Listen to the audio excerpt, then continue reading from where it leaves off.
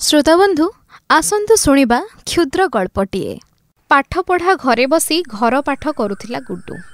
अजा घरे प्रवेश करते से आसन उठी पड़ी अजा को प्रणाम जणाइला एवं बसिबा पई अनुरोध कला। अजा ता पाखरे बसी ता भलमंद कथा पाठपढ़ा कथा एवं गुड्डू पढ़ुथिबा विद्यालयर गुरु गुरुमा एवं ता सहपाठी मानकर आचरण संपर्क रे किछि कथा पचारि बुझिनेले। तापरे गुड्डू अजा को अनुरोध कला अनुभूति तांकर किछि कहिबा पई।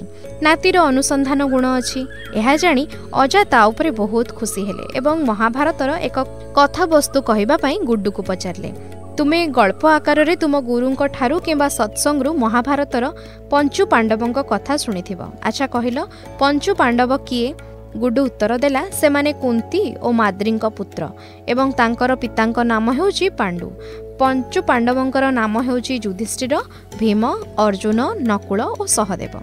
गुड्डू ठारू सठिक उत्तर पाई अजा बहुत खुशी हेले एवं बड़ भाई युधिष्ठिरंकर पिला बेलर पाठपढ़ा संपर्क रे किछि कहिबाकू आरंभ कले। गुरु द्रोणाचार्यंकर आश्रम रे कौरव और पांडव माने विद्या अध्ययन करुथिले। दिने गुरुजी युधिष्ठिरंकु एक घर काम करिबाकू आदेश देथिले। परदिन युधिष्ठिर सेही घर पाठ न करी आश्रम आसीथिले। द्रोणाचार्य युधिष्ठिरंकु सेही घर पाठ विषय रे किछि पचारन्ते युधिष्ठिर कौनसी उत्तर न देई नीरव रे बसी गुरुंकु एकाग्र चित्तरे चाहि रहिले। गुरु द्रोणाचार्य किंतु भीषण विरक्त होई युधिष्ठिरंकु बेताघात करिबाकू लागिले। तुमर वर्तमान समय भली विद्यालय परिसर दंडमुक्त अंचल नथिला। सेतेबेले विद्या अध्ययन न कले विद्यार्थी मानकु दंडर व्यवस्था थिला। तेणु युधिष्ठिर बेत्राघातर भीषण कष्ट पाइथिले।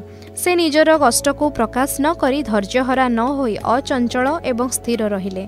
परंतु गुरु द्रोणाचार्य युधिष्ठिर को एते बेताघात करथिले जे गुरुंक हातर पापुली बहुत कष्ट पाइला एवं गुरु आश्चर्यान्वित होई युधिष्ठिर को धन्यवाद जणाई तांको कोलाग्रत करी कहिले, धन्य तुमे युधिष्ठिर, तुमे तुम आचरण जो संयमता और धैर्य देखाइल ताहा कागज कलम रे उत्तर देई नथिले मध्य तुम नाम को तुमे सार्थक प्रतिपादन करिछ एवं तुम गुरुंकर उपयुक्त शिष्य होई पारिछ।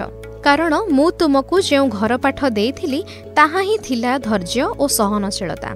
तुमे बड़ हेले एही धैर्य और सहनशीलता बलरे जणे आदर्श प्रजा वत्सल राजा हेब, एहा ही मोर आशीर्वचन। जेपरी गुरु द्रोणाचार्य शिष्यंक ठारू शिक्षा लाभ कले सेमती आमे सभिए समस्तंक ठारू शिखिबा।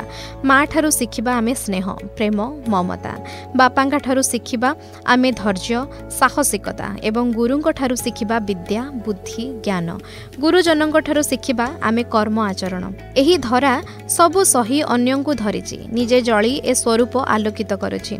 समस्तंक ठारू आमे किछि किछि शिखिबा, ताहा हेले मଣିଷ परी मଣିଷटे होई परिबा। नाती अजांक ठारू गुरु द्रोणाचार्य और पांडुपुत्र युधिष्ठिरंक अध्ययन शुणी आश्चर्यचकित होई निज घर पाठरे मनोनिवेश कला।